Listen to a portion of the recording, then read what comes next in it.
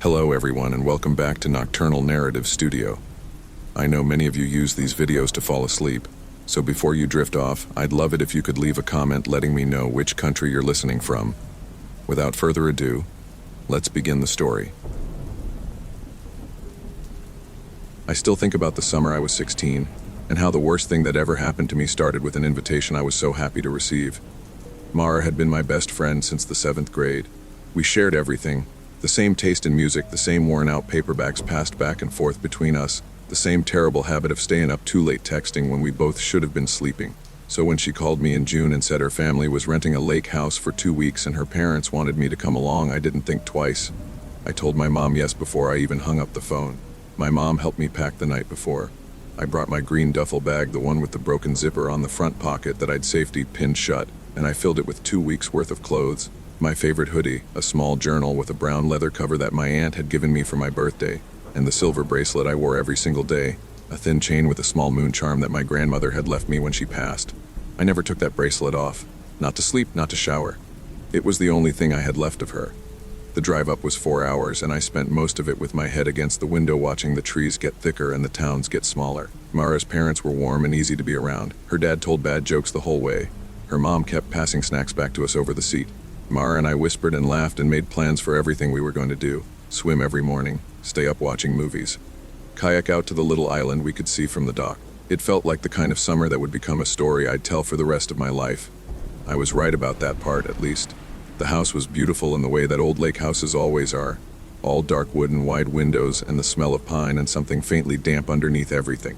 There was a screened porch that wrapped around the front, a stone fireplace in the living room, and a dock that stretched out over water so still it looked like gray glass in the early evening light. Mara and I had our own room on the 2nd floor with 2 twin beds pushed under opposite windows. I unpacked my bag, set my journal on the nightstand, and lay back on the quilt and listened to the water and thought that I was the luckiest person alive. The first few days were everything I had hoped for. We swam until our fingers pruned.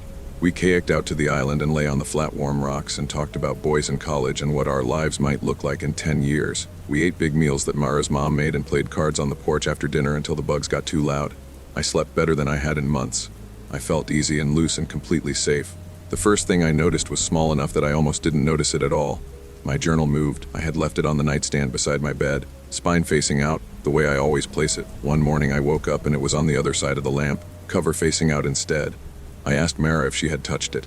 She looked at me and said no, of course not, and her voice was normal, but something in her face went very still for just a second before she smiled. I told myself I must have moved it in my sleep somehow. I told myself I was imagining things. 2 days later, the bracelet was gone. I tore the room apart. I checked every pocket, every fold of every piece of clothing under both mattresses inside my shoes. I checked the bathroom, the porch, the dock. I asked Mara's mom if anyone had found it. She was sympathetic but unhelpful. Mara helped me look for almost an hour, or she acted like she was helping, moving things around on the dresser, checking under the beds. We didn't find it. I cried quietly that night with my face turned toward the window so Mara wouldn't see. It was the only thing I had left of my grandmother. Losing it felt like losing her a second time. After the bracelet, I started paying closer attention. One of my books disappeared from the windowsill where I had stacked them. A tube of lip balm I kept in the front pocket of my bag. The one with the broken zipper I'd safety pinned shut was gone, and the safety pin had been refastened, but not the way I do it. I always pin it horizontal, it was vertical. Someone had opened that pocket and then tried to close it again. I told Mara's dad that I thought things in the room were being moved or taken. He was kind about it, but suggested I was probably just misplacing things. That had happened to everyone on vacation when routines were off. He patted my shoulder and went back to his book. I started sleeping badly. I would wake at 2 or 3 in the morning to sounds I couldn't quite place. Footsteps in the hall that stopped outside our door. A soft sound like breathing that didn't belong to Mara. A creak on the stairs followed by nothing. Each time I lay still and told myself it was the house settling, an old house doing what old houses do. Each time I almost believed it. On the 9th night I woke up at just after 2 and the room was different. The air felt used. I lay very still and looked at the dark, and then I turned my head slowly and looked at Mara's bed, and it was empty. The covers were folded back. Her pillow still had the dent of her head in it. I told myself she had gone to the bathroom. I watched the door for 20 minutes. She didn't come back. I got up and checked the bathroom in the hall, empty. I went downstairs and the house was dark and quiet, and she was not there either. I stood at the bottom of the stairs for a long time, and then I heard the screen door at the back of the house click shut very softly. And a few minutes later Mara came in from outside. She was fully dressed. It was 2:30 in the morning. She saw me standing there and her face did something complicated, surprise. then a kind of blank smoothing over, and she said she couldn't sleep and had gone to sit on the porch. She walked past me and up the stairs, and I stood there alone in the dark kitchen and knew that she was lying. The next day I found the notebook. I had gone back to our room to get my sunscreen, and I was moving things on the top shelf of the closet to reach my bag, and a small black notebook fell down and hit the floor. It wasn't mine. I picked it up. I don't know what made me open it. I think part of me already knew. It was Mara's handwriting. She had been keeping notes about me for what looked like months before the trip. Dates and times. What I had said in conversations we'd had. Private things I had told her because she was my best friend. Notes about my habits, my schedule, which days my mom worked late and I was home alone. There were descriptions of things in my room at home that she had apparently looked through when she visited, which she had apparently done more thoroughly than I ever knew. There were notes about the bracelet, including a description of it written well before the trip, with a line next to it that just said worth checking. There was a name I didn't recognize written at the top of several pages, a grown man's name, and beside that name on one page, my name and an amount of money written in dollars. I sat on the floor of that closet for a long time. I called my mom from the bathroom with the door locked and the shower running, and I kept my voice as flat and quiet as I could manage. She drove up that same afternoon. I don't remember much of the time between the phone call and her arriving, except that I stayed close to Mara's parents and kept my face as normal as I could and did not look at Mara directly. When my mom pulled into the gravel drive, I walked to the car with my green duffel bag already packed, and I didn't say goodbye. My mom had already called Mara's parents while she was driving up, and I don't know exactly what was said between them. I know there was a conversation on the porch that I didn't hear. I know Mara's mother was crying. My mom took the notebook. She made copies before she handed it to the police. The detective we spoke to was thorough and took it seriously and told us they would look into the name written on those pages. I don't know everything that came of that investigation. My mom shielded me from most of it, and I was too hollowed out to push for details. I know that the man whose name was in the notebook was looked at. I know that nothing was ever charged. The detective told us it was complicated, that what was in the notebook could be explained other ways, that without more they couldn't move forward. The case just stopped. I never spoke to Mara again. I changed schools that fall, which I had already been thinking about for other reasons, and it made the distance easier to manage. Her family moved the following spring. I heard that through someone else. I found my bracelet 6 months after the trip. It was in a small envelope in my mailbox. No return address, postmarked from a town 2 states away. Just the bracelet inside, nothing else. The clasp had been bent slightly, like it had been forced open instead of unclasped properly. I put it in a drawer and I haven't worn it since. I can't. That was 4 years ago. 3 weeks ago I got a message on an account I don't use much, one I made in high school and mostly forgot about. The message was from a name I didn't recognize, a new account with no photo and no other activity. It said only, "I heard you moved. Nice neighborhood. I live alone now. I have deadbolts on every door. I have not slept well in 3 weeks." I keep thinking about the fact that whoever sent that message knew that I had moved, which means someone has been keeping track of where I am. I keep thinking about those notes, all those careful dated notes about my schedule, my habits, the days I was home alone. I keep thinking that whatever was planned 4 years ago at that lake house, whatever was written next to my name and that number in dollars, I only got away from it because I found a notebook that fell off a shelf by accident, and whoever is on the other side of that plan has been patient for 4 years. I don't think patience like that just stops. Story 2, I know how it sounds. I know that when I describe my family's Halloween tradition to people who didn't grow up with it, there is a moment where their face does something polite and confused, and they say something like, "Oh, that's so fun," in a tone that means they think we are strange. We are a little strange. I've made my peace with that.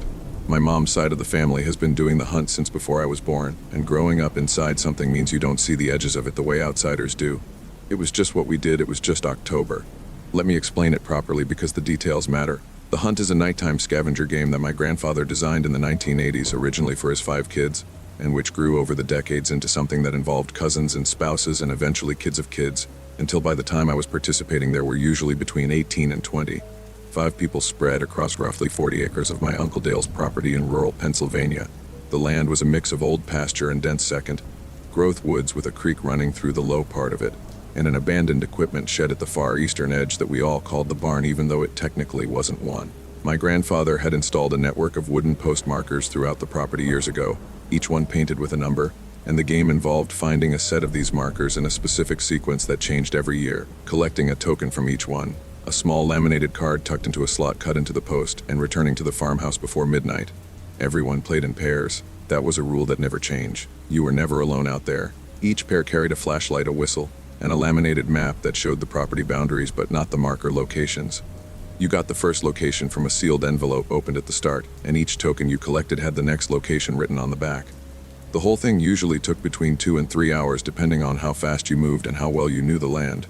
Adults played seriously. There was a trophy, an actual engraved cup that sat on my uncle's mantle, and people wanted to win it. I'm telling you this because I want you to understand that we were not a group of amateurs stumbling around in the dark.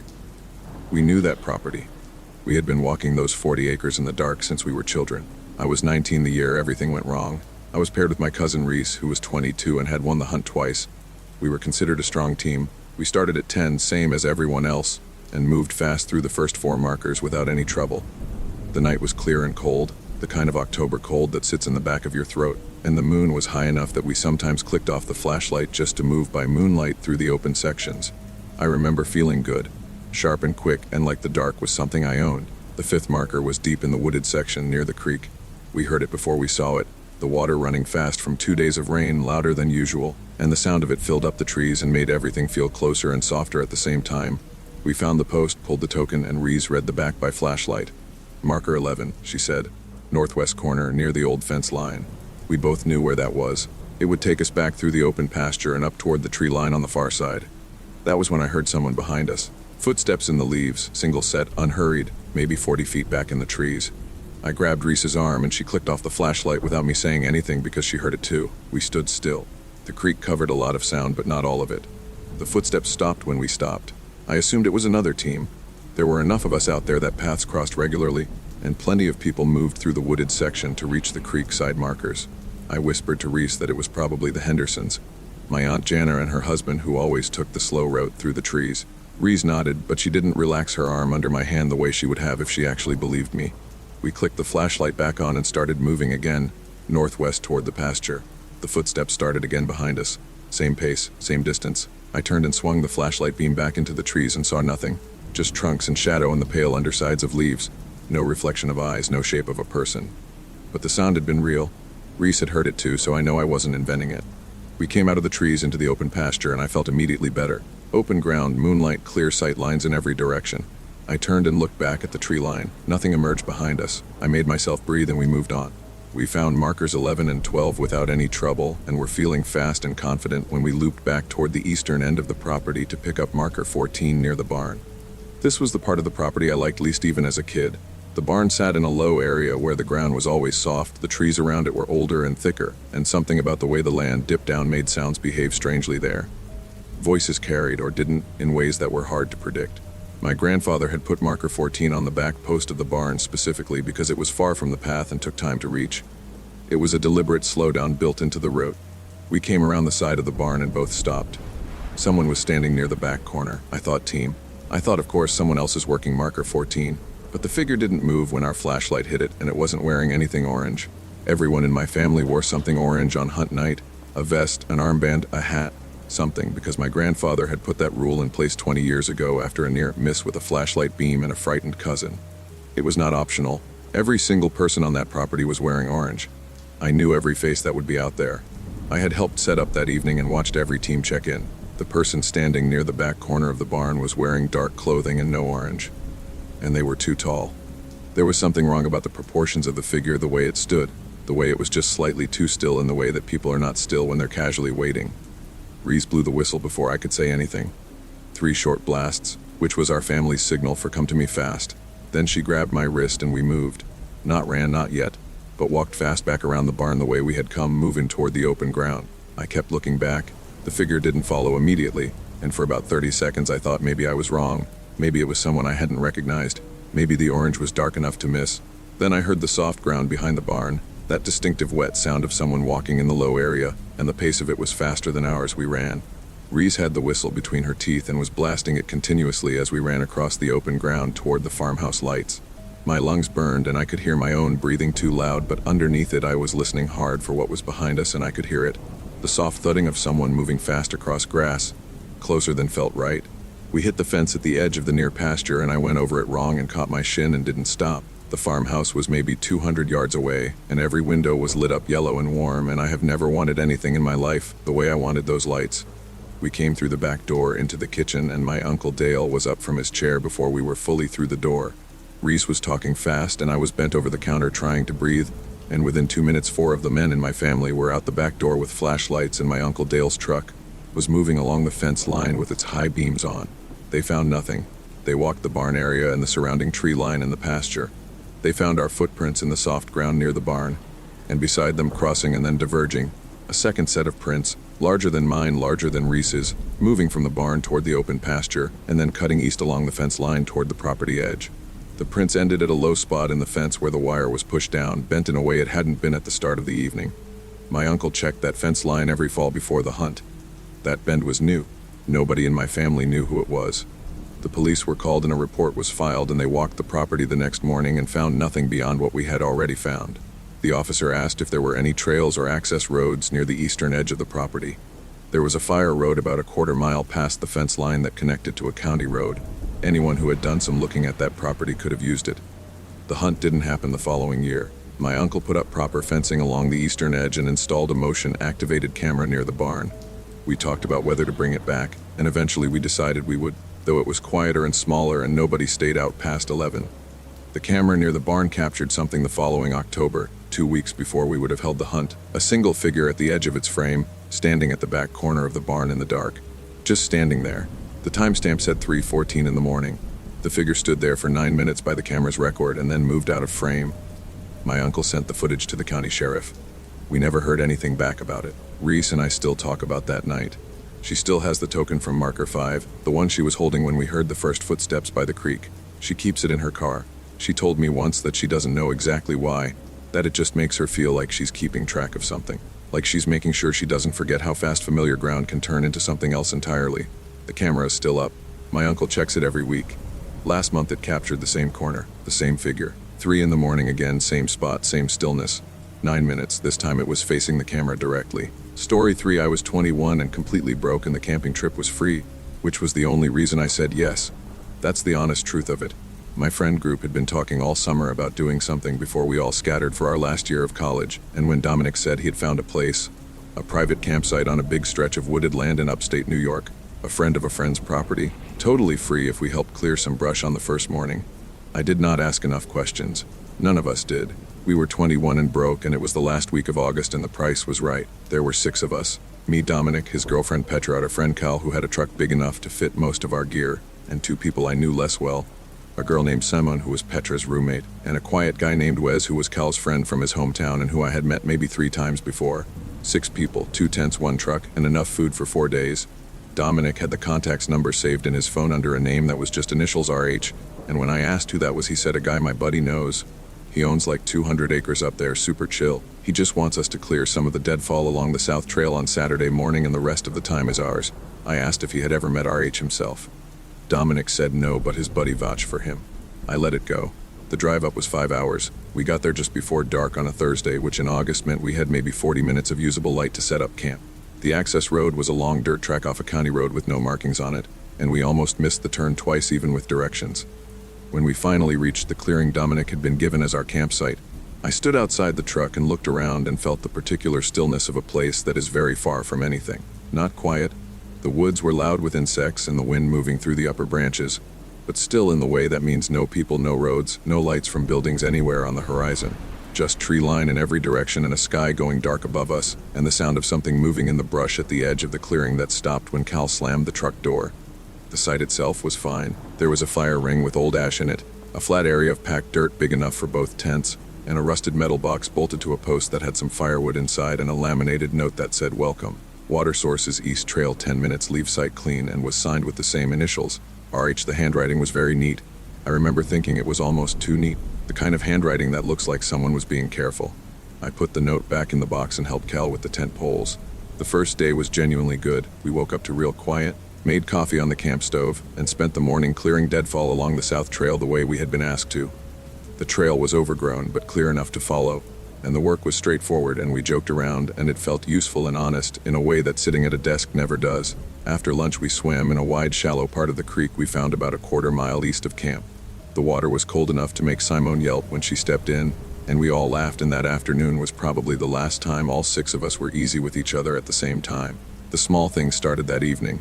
Wes came back from the water source before dinner and said there were boot prints in the mud at the edge of the trail. Fresh ones, he said, deeper at the toe than the heel, like someone had been standing still and looking in one direction for a while. Cal said it was probably a hiker that even private landed trails people used. Was said the land was posted, that he had seen the no trespassing signs on the way in. Cal said so maybe it's RH checking on the site and dropped it. Petra said nothing, but I saw her look at Dominic in a way that was asking something, and Dominic looked back at her in a way that was not quite answering. That night, after the fire had burned low and Simone and Petra had gone to the tent and Cal was half asleep in his camp chair, I asked Dominic straight out whether he had actually confirmed with RH that we were coming. Like actually confirmed with a reply, not just sent a message. Dominic was quiet for a second too long and then said, "Yeah, of course." I asked him to show me. He picked up his phone and looked at it and said his signal was too low to load the thread. I watched his face. He was 21 and not a good liar, and I had known him for 4 years. I didn't sleep much that night. I was awake when the lights came through the tent wall around 2 in the morning. Not a flashlight, too wide and too steady for that. More like a lantern or a work light, something strong and flat and white, moving slowly along the tree line to the north of camp. I lay still and watched the way it changed the shadows on the tent fabric. It moved from my left to my right in maybe 2 minutes and then it was gone. I unzipped the tent enough to look out. The clearing was dark. The fire was out. Nothing moved. I rezipped the tent and lay there with my heart doing something unpleasant and told myself it was a vehicle on a road I hadn't noticed. Headlights through the trees. I almost made myself believe it. In the morning I walked the north tree line looking for a road or a trail that would explain the light. There was no road. There was a trail, a narrow one. Not the south trail we had cleared, but something older and less kept up, threading between the trees heading north. On the ground at the mouth of it, pressed into the soft dirt, were 2 boot prints facing south, facing camp. I told the group at breakfast. Cal said animals do strange things at night, and he had probably seen reflected moonlight. Was said nothing, but he spent the rest of the morning sitting where he could see all 3 approaches to camp, and I noticed that and appreciated it without saying so. Dominic said we should just have a good day and not spiral, and Petra agreed with him in a way that felt coordinated, and I let it go because it was day 2 and we had 2 more days, and I did not want to be the person who ruined the trip. The second incident happened the following afternoon. Cal's truck had been parked at the edge of the clearing since we arrived. We hadn't needed it. At some point between noon and 2 on Saturday, while we were all down at the creek, someone came into the clearing and let the air out of both driver's side tires. Not slashed, let out the valve stems, loosened and put back. Deliberate and slow and quiet. Cal's gear in the truck bed had been gone through, not taken, just moved and put back wrong. His toolbox open, his tarp folded differently than he keeps it. Nobody had heard anything. The creek was far enough that sound from the clearing wouldn't carry to us. I stood looking at those flat tires and felt the isolation of the place in a way I hadn't before. Felt the 5 hours of bad road between us and anything useful. Felt the trees on every side doing nothing but standing there. Dominic called RH while Cal started working on the tires with his portable pump. It took 4 tries to get a signal strong enough to connect, and when RH answered, I was standing close enough to Dominic to hear a man's voice, low and unhurried, saying hello like he had been expecting the call. Dominic explained what had happened. There was a pause on the other end, and then RH said, "I'll come by and have a look this evening. Don't worry about it, probably just kids from the county road." His voice was flat and certain and not worried at all, and something about how unworried he sounded made my stomach drop in a way I couldn't explain. We found the message an hour later. It was carved into the bark of the big pine tree at the edge of the fire ring, the one that had probably been there for 80 years and was wide enough that it took a few seconds to register that the marks were letters. 7 words, cut in deep with something sharp. Y-O-R-O-M-C-H-R. Cal photographed it. Simone started crying quietly and not making a big deal of it, just tears running down her face while she stared at the tree. Petra said we needed to leave right now. Dominic said we should wait for Arch. I said I agreed with Petra. Was had already started breaking down his tent, and that settled it for everyone. We were packed and moving in 30 minutes. Cal's tires were back to pressure and he drove the dirt track too fast, and I sat in the back with my knees against the seat in front of me and watched the tree line through the rear window until the county road appeared and the trees fell back and the open sky opened up above us and I could breathe again. We called the county sheriff from a gas station 12 miles away. 2 deputies drove out that afternoon. They came back and found the carving in the tree and the boot prints and took Cal's statement about the tires and told us they'd look into it. One of them asked for RH's contact information. Dominic gave them the number. The deputy wrote it down and then looked at it for a second in a way I couldn't read and said he'd follow up. Nobody followed up with us. Dominic called the sheriff's office twice in the 2 weeks after and was told both times that the investigation was ongoing. He tried RH's number again 2 weeks after the trip. It was disconnected. I looked up the property records for that area of the county when I got home, searching by the rough location from the drive. It took some digging, but I found a parcel that matched the size and position. The listed owner was not RH, the initials didn't match at all. The actual owner of that land was a woman in her 70s who lived in Florida, and according to the county tax records, had not paid property taxes in 6 years. I don't know who RH was. I don't know whose boot prints those were, or who cut those words into that tree, or who stood at the mouth of that old trail in the dark facing south toward 6 sleeping college students. I don't know who was in that clearing with us, or what side we were supposedly on the wrong side of. What I know is that Dominic got a text from the disconnected number 11 days after we got home. It was a photo. The fire ring at the campsite, the big pine tree with the carving in it clearly visible, shot from a distance, and in the lower left corner of the frame just barely the side of Cal's truck. Taken while we were still there. Story 4, my grandmother died in March and left me her house, which surprised everyone, including me. She had 2 daughters and 4 other grandchildren and a great-nephew she spoke about more warmly than she spoke about most people, and I was none of those things. I was the one who called on her birthday and visited twice a year and sat with her at the kitchen table while she talked, and I mostly listened, which I think is rarer than it should be. My mother said she left it to me because I was the only one who ever really paid attention to her. I've thought about that a lot since. I've thought about how paying attention to someone is not always a gift they give you. Sometimes it's a weight they've been waiting to hand off. The house was a 2-story wood frame place in a small town in Vermont, the kind of town where people's families have been there long enough that the town and the family are tangled up together in ways that take generations to separate. My grandmother had lived there for 60 years. My grandfather had died there in 1987. The house smelled like cedar and old paper, and something underneath both of those things that I could never identify, something faintly mineral, like water from a deep well. I drove up in April to start going through her things. My mother offered to come with me, and I told her I was fine, that I would call if I needed help, that it wouldn't take more than a few days. I believed that when I said it. I believed a lot of things in April that I don't believe anymore. The first 2 days I did the straightforward work. Kitchen linens, the practical things. Her clothes I boxed for donation. Her good dishes I wrapped in newspaper and set aside for my mother. The living room was mostly furniture and a few framed photos and a shelf of paperback novels she'd read so many times the spines were white. None of it was strange. None of it felt like anything other than what it was, the accumulated ordinary objects of a long, quiet life. The study was locked. Not locked in a way that was meant to keep people out forever. The key was hanging on a small hook inside the kitchen cabinet, right where anyone cleaning out the kitchen would find it. I think now that this was deliberate. I think she wanted me to find it in exactly that order, the key first, then the door, then everything behind the door. I think she thought about this. The study was small and north-facing and cold in a way the rest of the house wasn't. There was a desk, a filing cabinet, and 3 wooden shelves on the wall behind the desk. The filing cabinet held what looked like decades of household records, receipts, insurance papers, old tax returns going back to the 1970s. The desk had 1 drawer, and the drawer held a composition notebook, a small tin box, and an envelope with my name written on the front in my grandmother's handwriting. I opened the envelope first. The letter inside was 2 pages written in her careful small cursive, and I will not describe everything it said because some of it is private in a way that has nothing to do with what I'm trying to tell you. What I will tell you is that she wrote that she was sorry. She wrote that she had tried for a long time to end it herself and couldn't, that she had tried other approaches, and that each one had made things worse in ways she would explain in the notebook. She wrote that she had chosen me not because I was strong but because I had always been steady, and that steady was what was needed now. She wrote that the tin box should not be opened inside the house. I did not open the tin box inside the house. I took the notebook to the kitchen table and made coffee and read it straight through. It took 2 hours. I sat there when I was done and looked out the window, at the April yard, and the last of the snow in the low areas under the trees, and I felt the specific cold feeling of learning something about someone you love that rearranges everything you thought you knew about them. My grandmother had been involved with a group. I don't have a better word for it than that.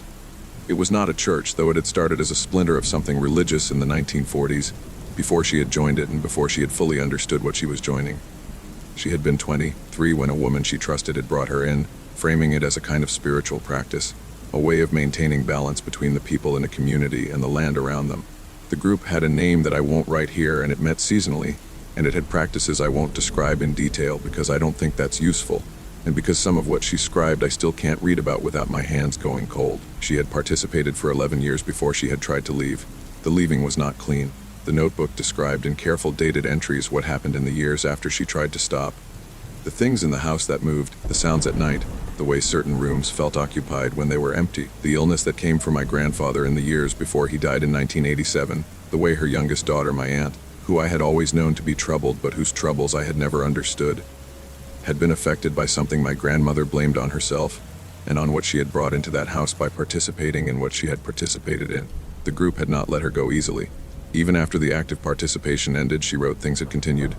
She had spent decades trying to contain it, trying to keep it from spreading outward to the people she loved, keeping most of her family at a careful distance that I had always read as simple privacy, but that was, I understood now, a kind of protection she had built around us. Her frequent gentleness with me, those long kitchen table conversations, had always happened there in that kitchen, always in daylight, always with every window in the room uncovered. I understood now that those were not preferences. Those were rules she was following.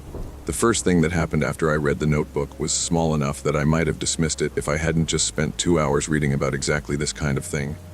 I was upstairs in the hallway, carrying a box toward the guest room when I heard the door to the study open behind me. I had locked it when I left. I had put the key in my pocket. I stood in the hallway with the box in my arms and heard the door swing fully open, slowly, the way a door opens when someone pulls it from the inside. I turned around. The hallway was empty. The study door was open. The key was still in my pocket. I slept in the truck that night. I drove home the next day without finishing what I'd come to do, and I spent 3 weeks not going back. I looked up the name of the group in her notebook. I'm not going to tell you what I found, because I think that would be irresponsible. But what I found told me that the group was real and had existed, and that several people who had described trying to leave it had described consequences that tracked very closely with what my grandmother had written. I found one name in particular, a man who had written about the group in a local historical newsletter in the early 1990s, who had died in 1993 in circumstances that the newsletter's next issue described only as unexpected. I went back to the house in May with a person I trusted, a woman I know who takes this kind of thing seriously, and who had agreed to help me try to do what my grandmother had called in the notebook the closing work. I will not describe that process either. Some of what we did felt grounded and logical, and some of it felt like something I would have laughed at 2 months earlier. I did all of it. We spent 2 days in that house, and the woman who was with me was steady and careful and good, and when we left she said she thought we had done what could be done. She also said there were things in that house that she couldn't touch. Things in the north-facing study specifically. She said the word layered, which I have thought about every day since I sold the house in July. I disclosed what I could in legal terms, which was nothing specific. There is no checkbox on a property disclosure form for this. The buyers were a young couple from Boston who wanted a project and thought the old Vermont house was charming. I shook their hands and signed the papers and drove away, and I have not let myself look up whether they are still living there. I have the tin box. I have never opened it. It sits in a locked metal container in a storage unit I pay $40 a month for. And I have told my most trusted friend that if I die before figuring out what to do with it, she should take it somewhere deep and leave it and not look inside. The thing I can't escape is this: 3 months after I sold the house, my aunt, the youngest daughter, the troubled one, the one my grandmother had spent decades trying to protect, called me for the first time in years. She had heard I sold the house. She was not upset about that. She was quiet for a long time, and then she said, "Does it feel different to you now, like something moved?" I asked her what she meant. She said, "You'll know what I mean eventually." And then she said something I still hear when I'm trying to sleep, something I've turned over so many times looking for a way to make it mean something different. She said, "It doesn't stay where you put it. I don't know what's in the tin box. I don't know if the closing work did anything that will last. I know that twice in the past month I have woken up at the same time, 3:40 in the morning, both times certain that the bedroom door has just clicked shut, both times finding it closed when I know I leave it open. I know that the storage unit is 40 minutes from my apartment, and that the drive there has started appearing in my head at odd moments, a pull I don't fully trust. I pay the $40 every month. I don't go there. I keep paying and I keep not going, and I tell myself that's enough. I'm not sure it is.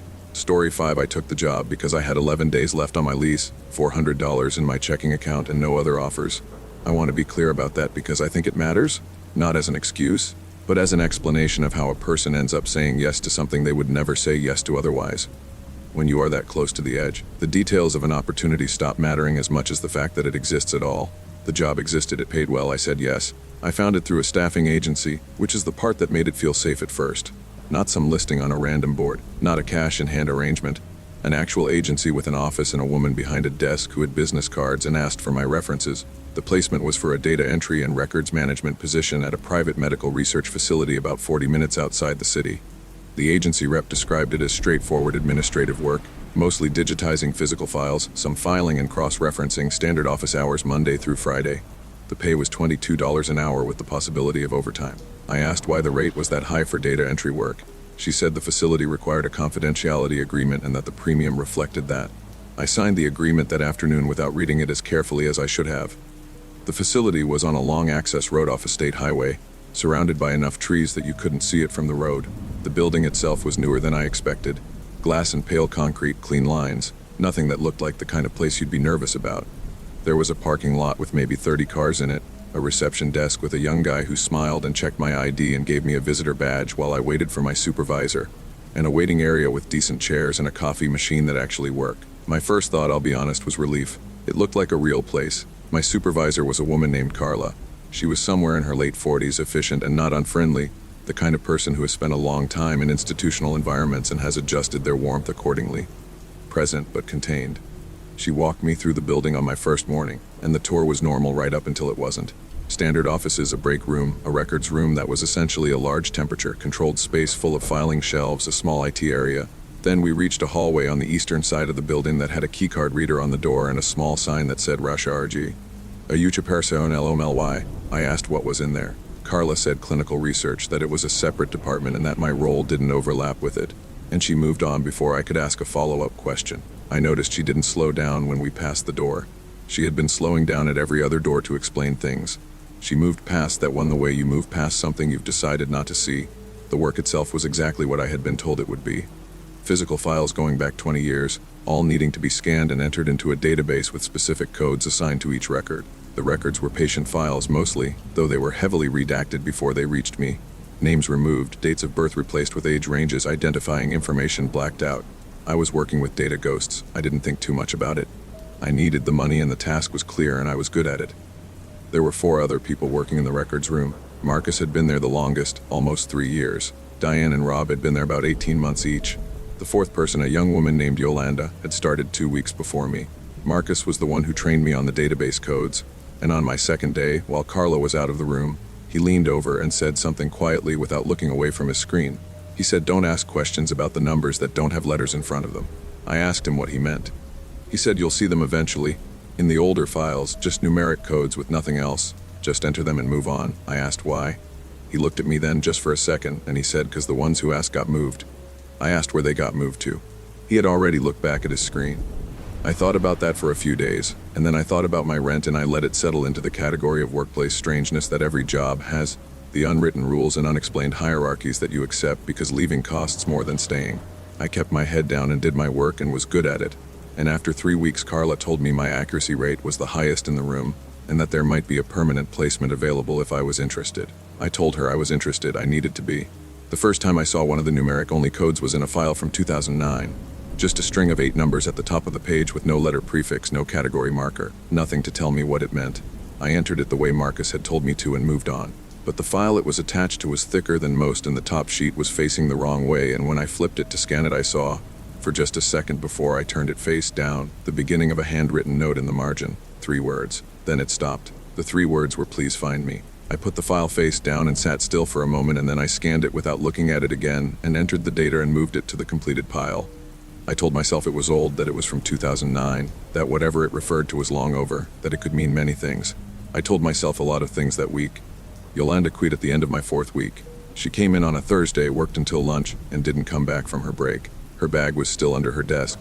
Carla came in an hour later and removed the bag without comment, and someone from a department I'd never interacted with came and sat at Yolanda's desk the following Monday. I asked Marcus that afternoon where Yolanda had gone.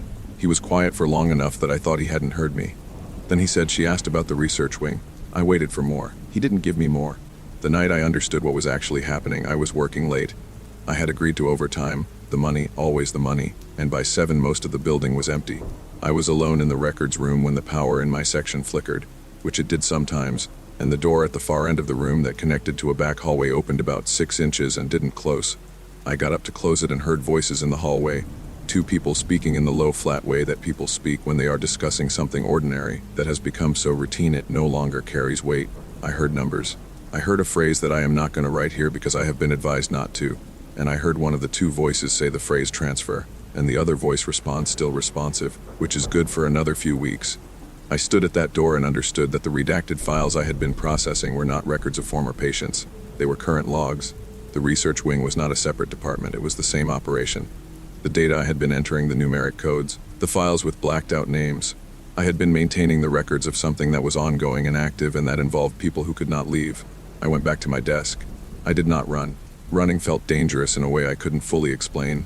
An instinct that said the building was still occupied and that drawing attention to myself was the wrong move. I sat at my desk and finished the file I had been working on and shut down my computer at 8 o'clock the same way I always did, and walked to the front desk and signed out and said goodnight to the overnight security guard and drove to the end of the access road. And then I drove for 40 minutes and pulled into a gas station par for a long time. I called the staffing agency the next morning and said I was leaving the placement for personal reasons. The woman I spoke to was professional and understanding. An hour later, I received an email from a legal address I didn't recognize, referencing the confidentiality agreement I had signed, citing specific clauses about the consequences of disclosing proprietary research information. The email knew I had worked late the previous evening. It referenced my sign-out time. I called a lawyer. The confidentiality agreement was, according to her, extremely broad and had several clauses that she said she had never seen in a standard employment context. She advised me to be careful. I asked careful how. She said careful in every way. I went to a journalist I found through someone I trusted. I told her what I had seen and heard. She asked me for documentation. I had none. Everything I had worked on had stayed inside the building. She said she would make some calls and get back to me. She called me back 2 weeks later and told me she had hit a wall, that the facility's legal team had contacted her editor, that she was sorry.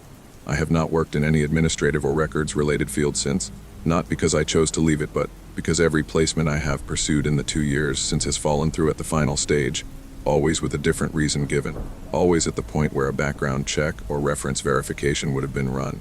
I have a friend in HR who looked at my professional profile from the outside and told me there is a note attached to my file that she couldn't open, flagged by a third-party verification service she had never heard of. I don't know what is still happening in that building. I don't know who the files belong to. I don't know how many numeric codes I entered or what each one represented, or whether the people behind them are still there.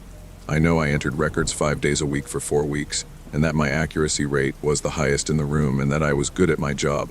And that being good at it means I processed a lot of files, and I have to live with not knowing what that means. The confidentiality agreement is still active. My lawyer confirmed that last year. She said the term is unusually long. I still have 11 more years on it. Story 6. I signed a contract to spend 90 days alone at a weather monitoring station in northern Canada, and I want to be very clear that I was not naive about what I was agreeing to.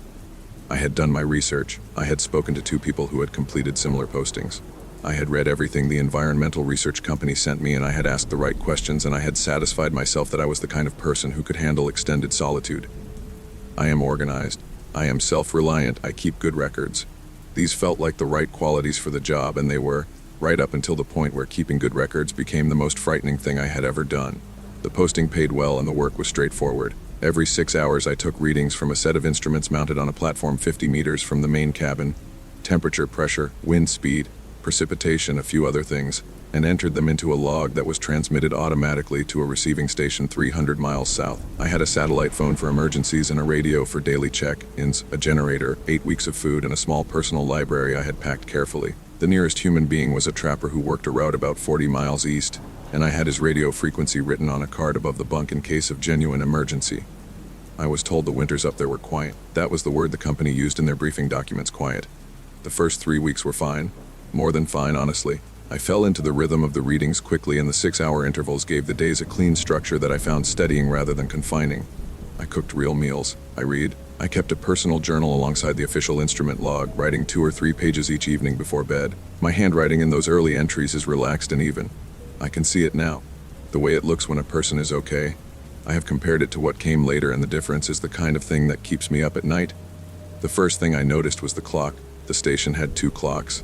A digital one mounted on the wall above the instrument panel, and a wind-up travel clock I had brought myself and kept on the shelf above my bunk. They were synchronized on my first day, and I checked them against my satellite phone periodically to make sure neither was drifting. At the end of week 3, I noticed the wall clock was running 40 minutes behind my travel clock. I reset it and noted it in my personal journal and assumed a battery issue. 3 days later, the wall clock was behind again, not by 40 minutes this time, but by 2 hours and 17 minutes. I noted this as well.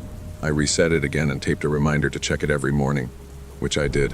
What I did not write in the journal at the time, and only pieced together later when I went back through the entries, was that on the days the clock had lost time, my instrument log showed readings taken at incorrect intervals.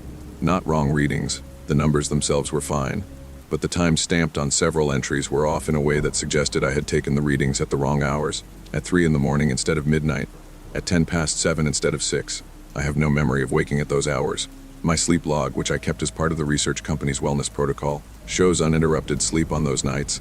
Someone was taking readings, or something was moving through the routine I had established, stepping into the gaps in it, following the schedule I had written out and pinned above the instrument panel on my first day. I did not reach this conclusion in week 3. In week 3, I reached no conclusion at all. I reset the clock and moved forward and told myself I was adjusting to the solitude, and that minor confusion about time was well documented in isolation studies, which it is. I was not wrong about that. I was only wrong about what was causing it. By week 5, the journal entries had started to contradict themselves in ways I couldn't explain.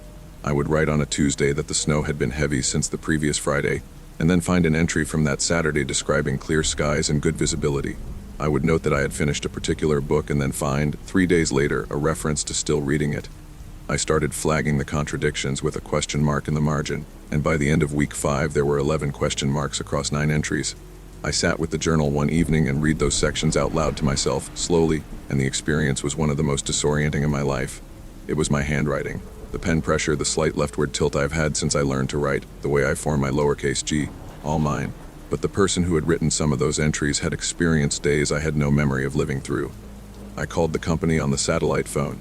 I spoke to a supervisor named Grant who was professional and measured and who told me that mild dissociation and memory fragmentation in the 5th and 6th week of isolation postings were within the documented range of normal responses, and that I should continue the wellness log and flag anything I felt was significant. I asked him if any previous occupants of this station had reported similar things. There was a pause that was just slightly too long, and then he said every individual responds differently and that my check-ins were otherwise strong and he'd note my concerns in my file.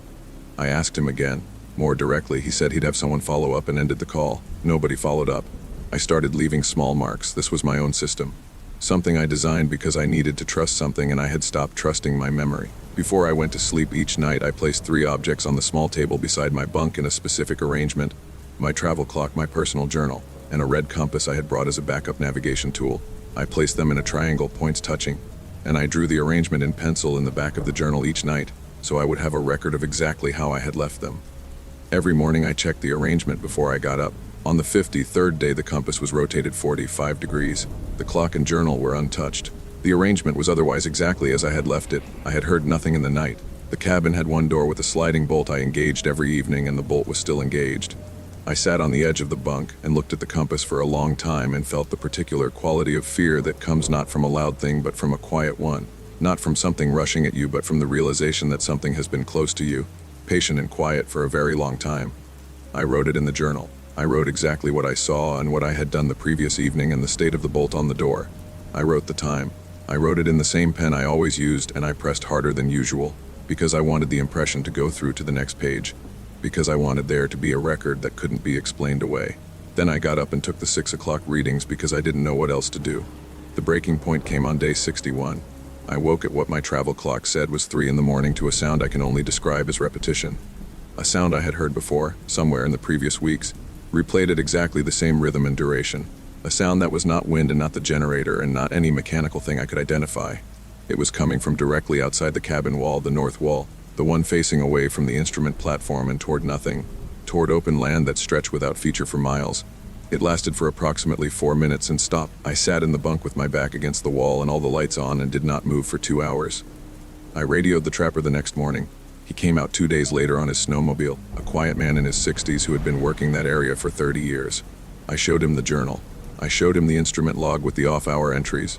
I showed him the page where I had drawn the compass arrangement and the note about the rotation. He read everything without speaking, and then he looked at the north wall of the cabin for a moment, and then he looked at me and said, "There are things out here that the research people don't put in their briefing documents." He said it without drama, like a fact. I asked him what that meant.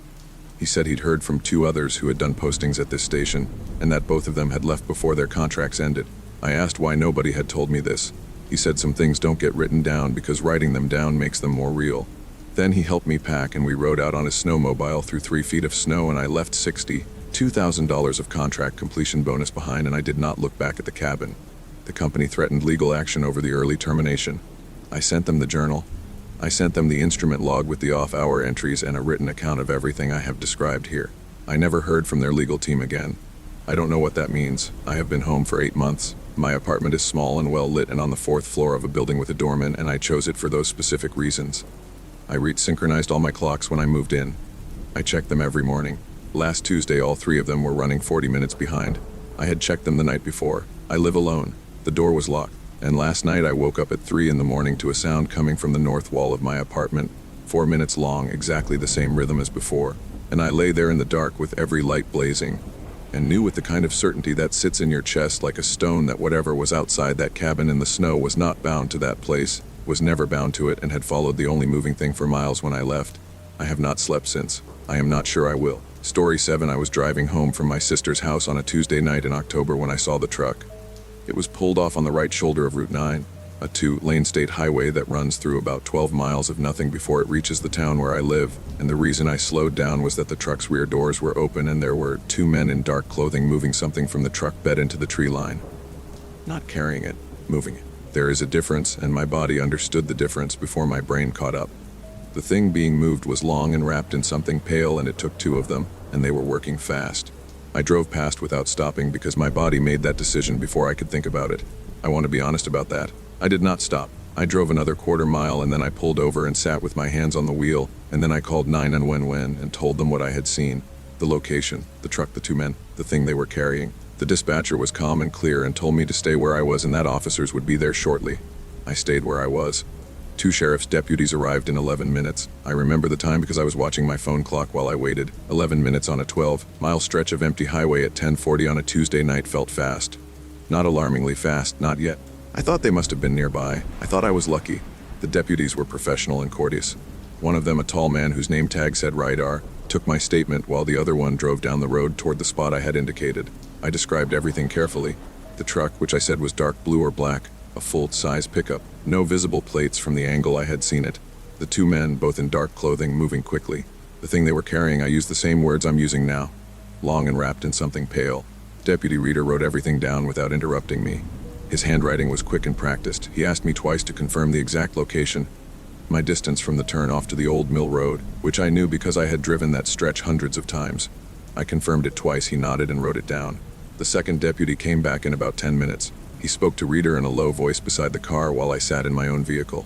I watched them in my rearview mirror. Their body language was relaxed in a way that struck me as slightly wrong for the situation, like people who had been told in advance how the conversation would end. Reader came back to my window and told me that his partner had found no vehicle and no individuals at or near the location I had described, that the shoulder showed no signs of recent activity, and that there was nothing in the tree line. He said it was possible I had seen someone pulling over to check a load, that it happened regularly on that stretch, and that in the dark shapes could look like many things. He said it kindly. He returned my written statement to me. He said they'd keep an eye on the area. He returned my written statement to me. I have thought about this many times since. Deputies do not return written statements. Statements go into a file. That piece of paper with my description on it in his handwriting, on department paper. He folded it and handed it back to me through the window. I was too unsettled in the moment to say anything about it. I took it. I still have it. I went home and I did not sleep, and in the morning I drove back to that stretch of Route 9 and walked the shoulder near the Mill Road turn-off. The grass on the shoulder was pressed down in 2 places consistent with a vehicle parked there. I could see it clearly in the morning light. There were scuff marks in the gravel and a small area of disturbed ground at the tree line.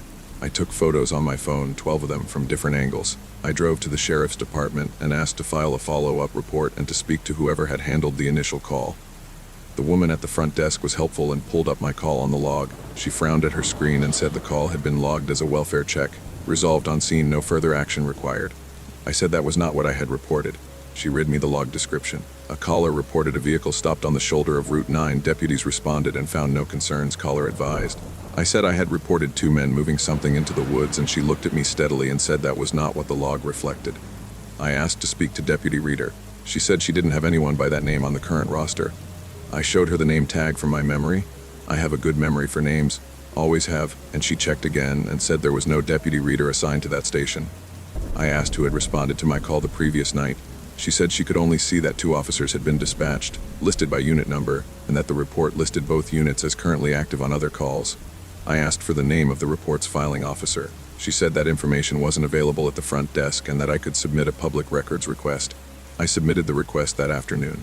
14 days later, I received a response consisting of 2 pages. The first page was the call log entry I had already seen, the welfare check notation, nothing more.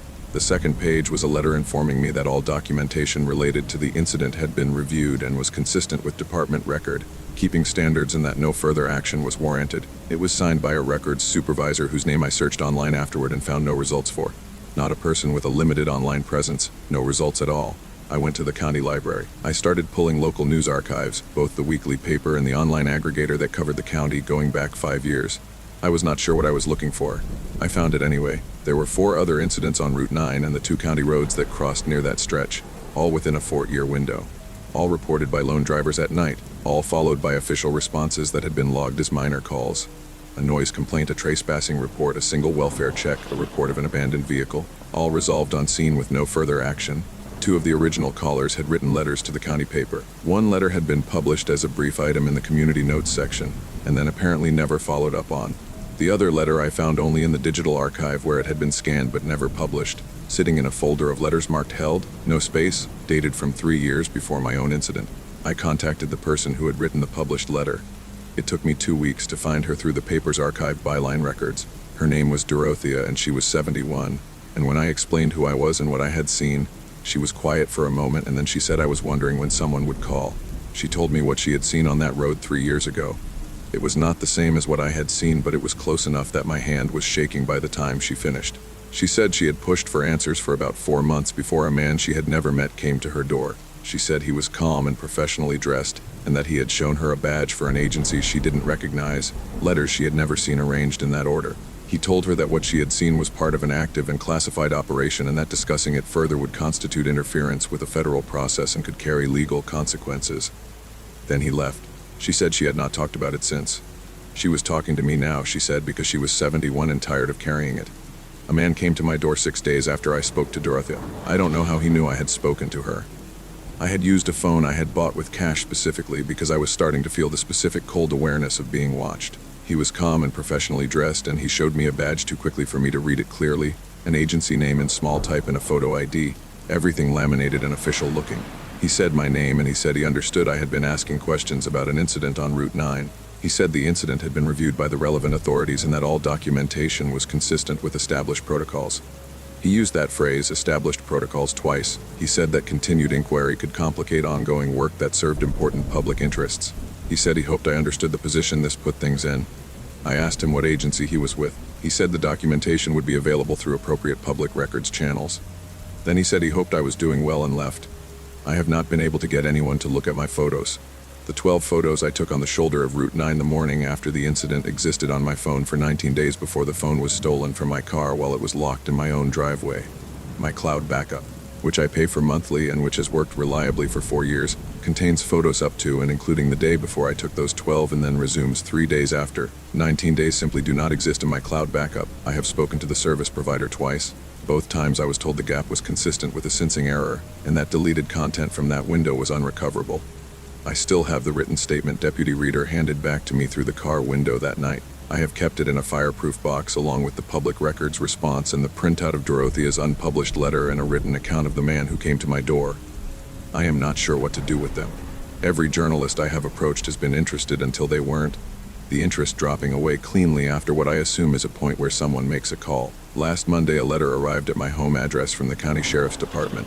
It was brief and formal. It thanked me for my report of October 14th and informed me that the matter had been thoroughly reviewed and was now considered closed. It was signed by a department head whose name I recognized from the department's official website. The letter was dated 4 months before I made the call. Story 8, I found Marcus Hale the same way most people find guides for backcountry trips. Through a recommendation thread on an outdoor forum, a long post from someone who had done a 12-day trip through a remote section of the Cascade Range and described Marcus as the most prepared and knowledgeable wilderness guide they had ever worked with. The post had been up for 2 years and had 14 follow-up comments, all positive, all from people who had either hired him directly or knew someone who had. He had a simple website with a contact form and a list of certifications: Wilderness First Responder, Leave No Trace Master Educator, 15 years of guiding experience in the Pacific Northwest.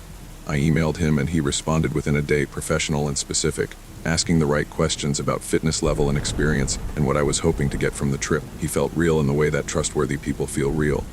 Competent and without performance. There were 5 of us in the group. Me, 2 friends from college named Beth and Jordan, and a couple, Samir and Claire, who had found Marcus through the same forum post and whom we had connected with over email in the weeks before the trip.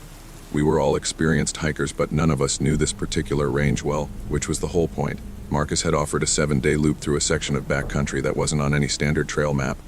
Not unmapped, he explained, but under-documented, the kind of terrain that rewarded having someone who knew it personally rather than just navigating from topographical data.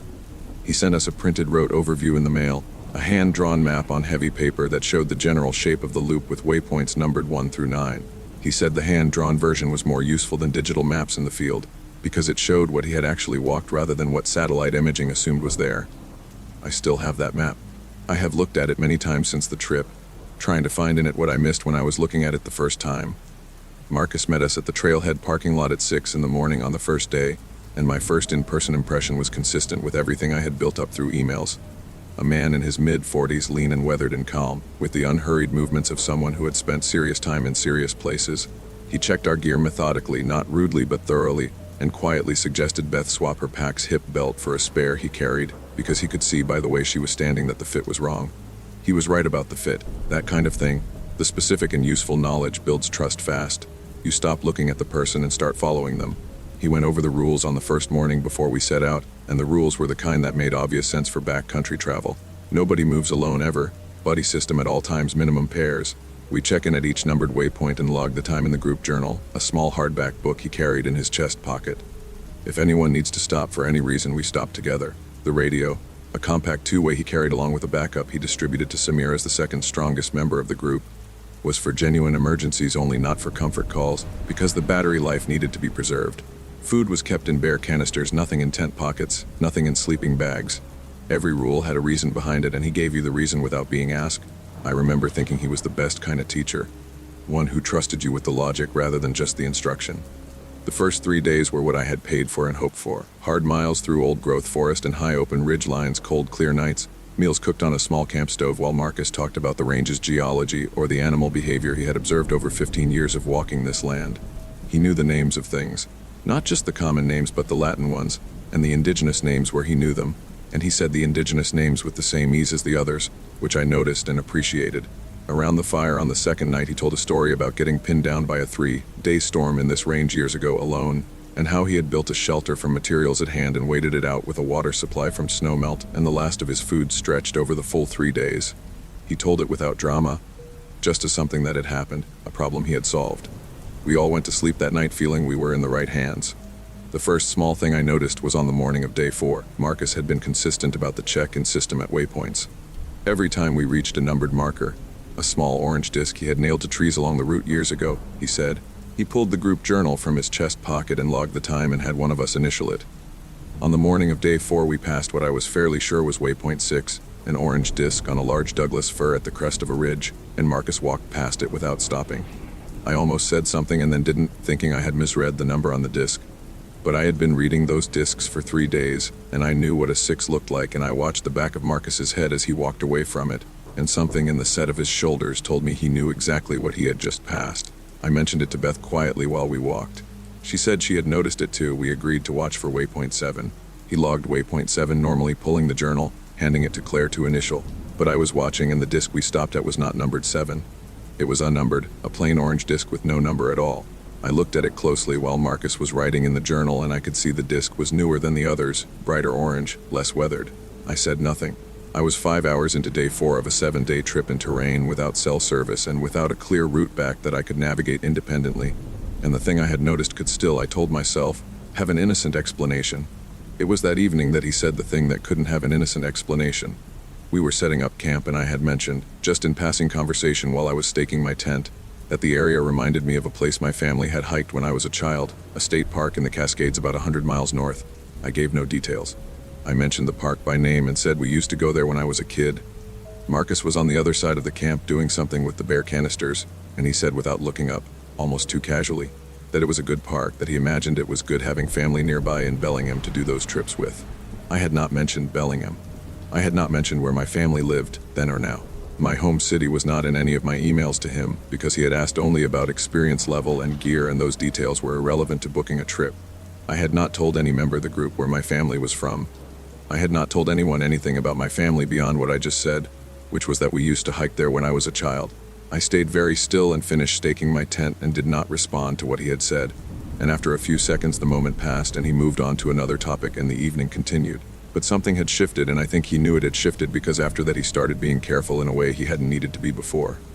More deliberate eye contact, more warmth, asking Beth and Jordan about their jobs, keeping the group talking, keeping everyone facing inward and chatting and paying attention to each other rather than to him. That night I whispered to Beth and Jordan what he had said. Jordan's face did something complicated, and then he said Marcus had asked him something on day 2 that he had thought was odd. Had asked about Jordan's sister, by name, a name Jordan had not given him. Jordan had assumed he had mentioned her at some point and forgotten. He hadn't brought it up because he hadn't been sure. He was sure now. We were on day 4 of 7 in terrain we could not exit without guidance. Samir had the backup radio. I thought about going to Samir and Claire, and then thought about the fact that Claire had been spending the most time talking to Marcus one-on-one, was most visibly comfortable with him, and I did not know what that meant. The next morning I woke before the others and found Marcus sitting outside the tents facing east with what looked like a notebook open on his knee. Not the group journal, which I had seen him put in his chest pocket the night before. Something else smaller with a dark cover. He closed it when he heard me come out of the tent, smoothly and without acknowledgement, and tucked it into his jacket. I asked him directly that morning, once the others were eating and briefly occupied, how he knew where my family was from. I asked it quietly and I watched his face.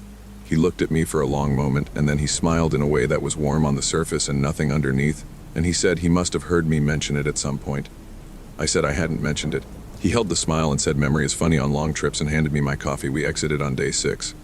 I told the group that night that I felt ill, that I thought something in the water had gotten through despite the filter, and that I needed to go out early. It was a reason everyone could accept and nobody could argue with. Marcus said he would adjust the route to get us to a trailhead by mid-afternoon the following day. I watched him calculate this, watched him adjust in real time without a map, and understood that he had the full geography of that land in his head completely, that the hand-drawn map he had sent us had been a comfort object rather than a navigation tool, for us, not for him. We got out. I hugged Beth in the parking lot for a long time, and she didn't ask me why. Samir shook Marcus's hand and paid him the final installment in cash the way they had arranged, and Marcus shook hands with everyone and told us we had been a strong group, and said he hoped to hear from us again. He looked at me when he said that last part. I filed a report with the county sheriff's office when I got home, describing what I had observed and what Marcus had said. They took a statement. I gave them the hand-drawn map and the name from the website. 2 weeks later, they told me the investigation had found no evidence of criminal activity on the trip, and that what I had described, while unusual, did not meet the threshold for further action. I asked if they had spoken to Marcus Hale. They said the individual I had described was no longer operating under that business name. I checked the forum where I had originally found the recommendation post. The post had been deleted. The user account that had posted it no longer existed. I searched variations of the certification credentials from the original website for the next several months. Wilderness First Responder, Leave No Trace Master Educator, Pacific Northwest Backcountry Private Guiding. Last spring I found a listing on a different forum, a newer platform I didn't recognize. A guide with a different name. The same certifications listed in the same order, with the same phrasing. A profile photo from a distance outdoors too small to be certain. The listing had 4 reviews, all positive. The most recent one was from 9 days ago. I have written a warning and posted it wherever I can think to post it. Most of them get taken down. I don't know by whom. I keep posting. I don't know what he was doing out there. I don't know what was in the notebook. I don't know how he knew what he knew about each of us, or what he would have done with 7 full days and 5 people who trusted him completely in terrain with no way out. I know it wasn't his first time, and I know, because of that listing, it won't be his last. Story 9, I worked at the bakery for 2 years before I understood what we were doing there every morning, and by then it was too late to unknow it. That's the thing about routines. They become invisible exactly because they repeat. You stop seeing the shape of something when you do it every day. The shape was always there, I just stopped looking. The job came through my neighbor, an older woman named Vera who had worked at the bakery for 11 years and who recommended me to the owner when the morning shift opened up. The bakery was a small place on a corner in the older part of town, the kind of neighborhood where the buildings had been there long enough to have settled into the ground at slight angles, where the sidewalks were uneven and the trees had grown up through the pavement cracks and nobody had fixed either. The bakery had been there since the 1940s according to the sign above the door, and the inside looked it. Worn wooden floors, a long glass counter, a back room with 2 big ovens that had been updated sometime in the 80s and not since.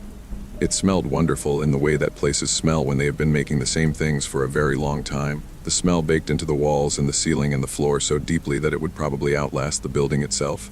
The owner was a man named Edmund. He was in his late 60s, not warm exactly but not cold either, the kind of person who expresses care through instruction rather than words. He trained me himself over 3 days and he was a good teacher. Clear, specific, patient with questions as long as the questions were practical. He showed me the prep routine on my first morning, and I wrote everything down in a small notebook I kept in my apron pocket because there was a lot to learn and I didn't want to ask him to repeat himself. The morning routine started at 4:30. I came in through the back, changed into my apron, and began the first prep while the ovens were heating. Everything had a specific order. Edmund was clear about this. The order was not negotiable, and it was not about efficiency, or not only about efficiency. He said the order mattered, because the bakery had been run this way for a long time and things worked when you followed the order and didn't work as well when you didn't. I accepted this the way you accept any workplace logic on your first week. Every place has its way of doing things. The first task was the flour. 3 specific bins, measured in a specific sequence. The large center bin first, then the left, then the right, and each measure was accompanied by a motion I initially read as habit. Edmund would run his right hand around the inside rim of each bin once, clockwise, after measuring. Just a light touch, fingers trailing the wood. When I asked him about it on day 2, he said it was to check for moisture, that you could tell a lot about the flour's condition by the feel of the bin's interior. This made enough sense that I adopted the motion myself, because I was new and he was experienced and the explanation was reasonable. I did it every morning. Within a week I was doing it without thinking. The second task was the water for the first dough. The water had to be a specific temperature, checked with a thermometer, and it had to be poured from the same pitcher. A heavy ceramic thing with a faded blue pattern on the side that had clearly been there as long as anything else. Edmund said the temperature was important for the yeast, and this is true and normal. What I didn't think about for a long time was that the pitcher was never washed with soap. Edmund told me on my first day that soap residue affected the taste, and that the pitcher was to be rinsed with hot water only. And I filed this away as one of those old-school baking preferences that experienced bakers have, the kind of thing that sounds odd but comes from somewhere real. I rinsed it with hot water every morning and poured the measured water and moved to the next step. The third task was the starter. The bakery kept a sourdough starter in a ceramic crock on a shelf in the back room, a living thing that Edmund treated with more consistent attention than he gave most people. Each morning I fed it, adding flour and water in specific amounts, stirring a specific number of times. Edmund told me the number on my first day and told me not to vary it. 14 strokes clockwise, 7 counterclockwise. I asked why. He said it was what the starter was used to, that introducing inconsistency into a starter's routine stressed it, and that a stressed starter made poor bread. I have since spoken to other bakers about starter maintenance and none of them count strokes. I did not know this then. I counted every morning. 14 and 7. I could do it half asleep and often did. Vera worked the same shift and had been doing the routine for 11 years. She moved through it the way water moves through a familiar channel. Without thought, without deviation. With a speed that came from having done something so many times the body took over from the mind. I used to watch her sometimes in the early weeks, trying to learn the pace of things, and there was something almost beautiful about it, the efficiency of deep familiarity. It took me longer to see that the beauty of it was the same quality as the beauty of anything that has gotten its hooks very far into a person. I started noticing the dates in my second year. I kept a personal calendar on my phone, the kind where you can add notes to specific days, and I had gotten into the habit of noting unusual things at work. A batch that didn't rise right, a morning when the ovens took longer than usual to heat small things. Going back through these notes one afternoon, I noticed that the mornings I had flagged as strange. A feeling in the back room that I had described in one note as too full, like the air was being held in, clustered around specific dates, 8 of them in 14 months. I looked at the dates, they meant nothing to me at first. Then I looked them up. 6 of the 8 fell within 2 days of what came up when I searched as cross-quarter days, the points on the calendar that fall between the solstices and equinoxes. The other 2 landed on dates I found referenced in several different sources as significant in folk traditions I won't name here, because I don't want to send anyone looking. I sat with my phone in my apartment and felt something I can only describe as the sensation of a floor dropping slightly, the world becoming less solid underfoot. I went back through my work notes more carefully, the too full feeling in the back room. The mornings when Edmund arrived earlier than usual and was already in the back when I got there, and the back room had a smell I could never identify. Something underneath the bread smell, something older. The mornings when the starter crock had been moved from its usual shelf and was sitting on the prep table, and Edmund would be standing near it with his back to the door, and when he turned around his face would be arranged in an expression I had always read as concentration, but was reading now as something else. I went further back. Vera had worked there for 11 years. Before Vera there had been a woman named Sue Lynn, according to Edmund in an offhand reference he had made once, who had moved away. Before Sue Lynn, according to a framed photo on the back room wall that showed a staff Christmas photo from the 1990s, a young man whose name I didn't know. All morning shift workers, all trained by Edmund in the same routine, all gone and replaced, and the routine had continued. I looked at the photo for a long time. Edmund was in it, standing at the back, and he looked almost exactly as he looked now. 25 years and he looked almost exactly the same. I stopped doing the bin motion first. Just stopped one morning, kept my hands at my sides after measuring the flour, moved on to the next step. Nothing happened that day. I felt foolish for being afraid of a hand gesture. The next morning I didn't count the starter strokes. I stirred it a different number of times, a number with no pattern to it, and put the crock back on its shelf. Edmund came into the back room 20 minutes later and looked at the crock and then looked at me. He didn't say anything for a moment. Then he said, "Did you feed the starter this morning?" I said yes. He looked at the crock for another second and then he looked back at me, and the expression on his face was the concentration expression, the one I was reading differently now, and he said, "Make sure you're following the count." I said I would.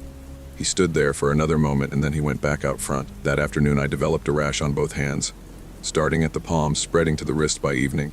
An angry red patterning that the urgent care doctor I saw the next morning said looked like contact dermatitis, but had a distribution she described as unusual, more patterned than typical, following what she called almost a deliberate line. She asked what I had been handling. I said flour and water and ceramic. She gave me a cream and told me to come back if it spread. It spread. I called in sick and then I kept calling in sick, and after 5 days I texted Edmund that I was resigning for health reasons. He replied within 2 minutes with a message that was 3 sentences long, professional and measured, saying he was sorry to hear it and wishing me well and that my final check would be mailed. The speed of the reply bothered me, the smoothness of it, like he had been expecting it and had the response already prepared. My hands healed in 2 weeks. The doctor said the pattern was unusual enough that she'd noted it in my file. I did not go back to that street for 3 months.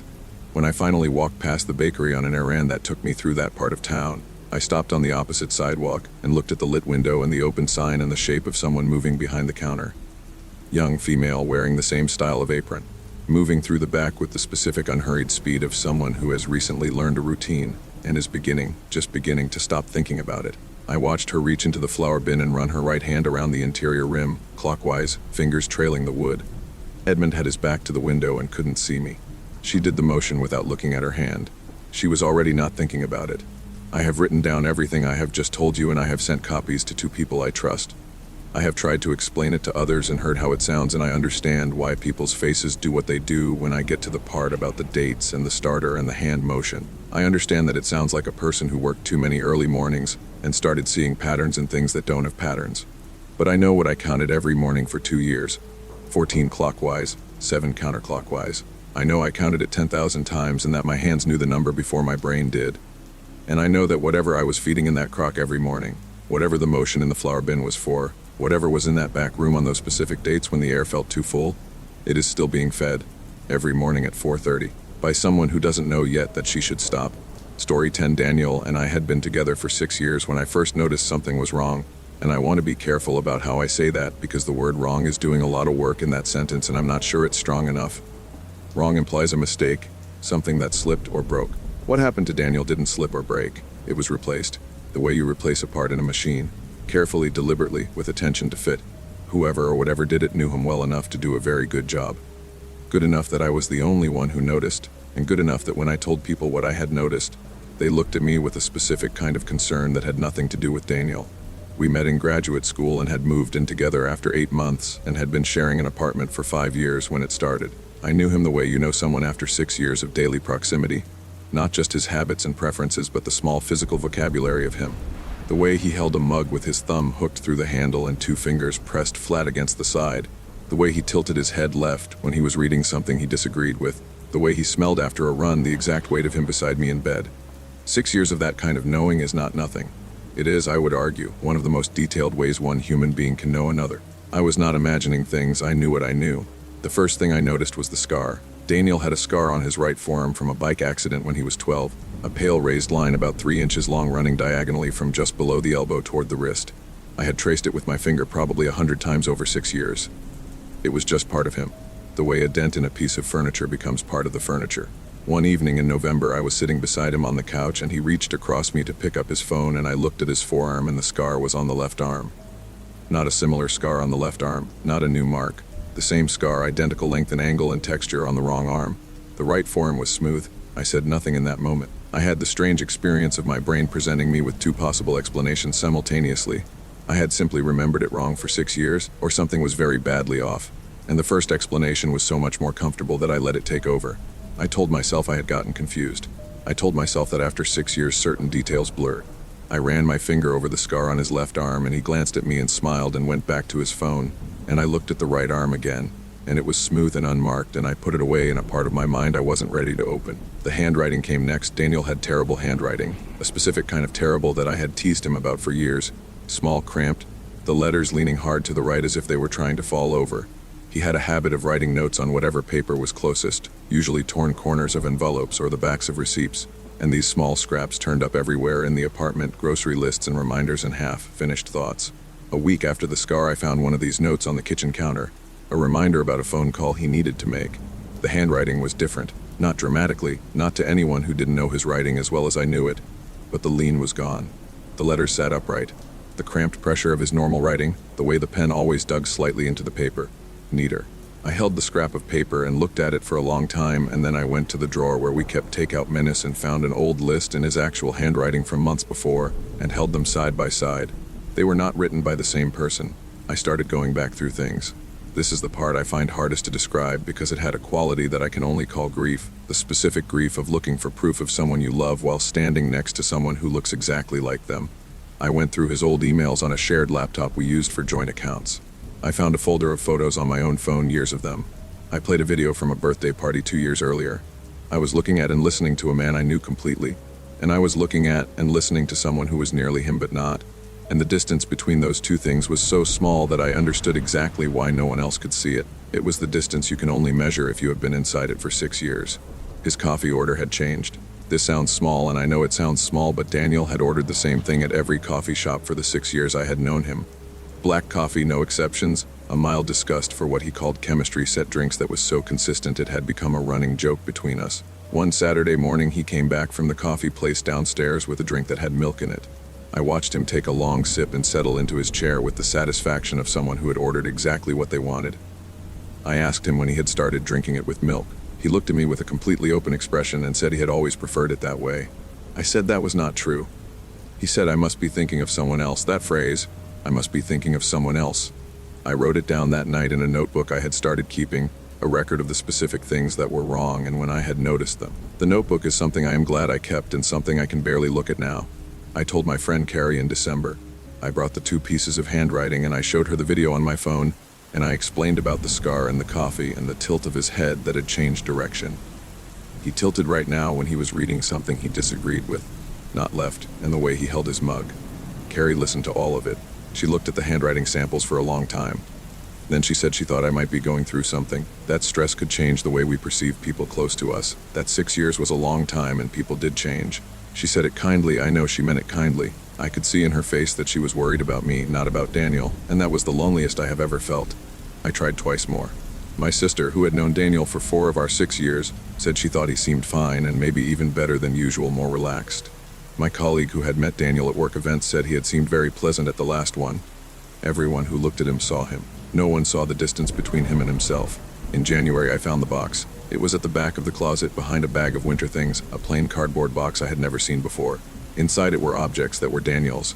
A watch he had owned since before we met, a small notebook with his actual handwriting in it, a set of keys to a car he had sold 2 years ago, a photo of him and his brother at a hiking trip they had taken in 2019. Personal things, the kind of objects that accumulate around a person over a life. They were arranged in the box with a care that felt wrong. The care of someone cataloging rather than keeping. The way you'd organize objects that belonged to someone else, and that you were responsible for maintaining without understanding their significance. The photo was the one that stopped me. In it, Daniel was standing on a ridge somewhere, squinting into the sun, his right arm raised pointing at something off camera. The scar was clearly visible on the right forearm, 3 inches long, diagonal, pale against his skin. I took the photo out of the box and held it, and then I went into the living room where he was sitting and I held it out and I asked him about the scar. I asked him why it was on his right arm in this photo. He looked at the photo for a moment and his face did something I had not seen it do before. A brief, very small reorganization, like a calculation being run. Then he looked up at me and his face was open and warm, and he said those old photos are always a bit off, that cameras did something to the image, and he smiled and said, I worry about you sometimes, you know that? With such precise and perfect warmth. I moved out 2 weeks later. I told him I needed space. He said he understood. He helped me carry boxes to the car and hugged me in the parking lot and said he would be there when I was ready. I drove away and watched him in the rearview mirror standing in the parking lot, and he stood there until I turned the corner and the last thing I saw was him standing very still, watching the car. Not the way a person watches someone they love drive away. The way a person watches something move out of range. I have not gone back. I have spoken to Daniel's brother twice carefully, without telling him everything. In our second call, he mentioned offhand that Daniel had seemed different lately, more settled, and that he'd assumed it was just maturity. He said Daniel had asked him recently about some old family stories, their childhood, their parents' history. Questions he'd never asked before, like he was filling in gaps in something. He said he thought it was nice that Daniel was getting more interested in the family. I said yes, that sounded like growth. I have my notebook. I have the photo of Daniel on the ridge with the scar on his right arm.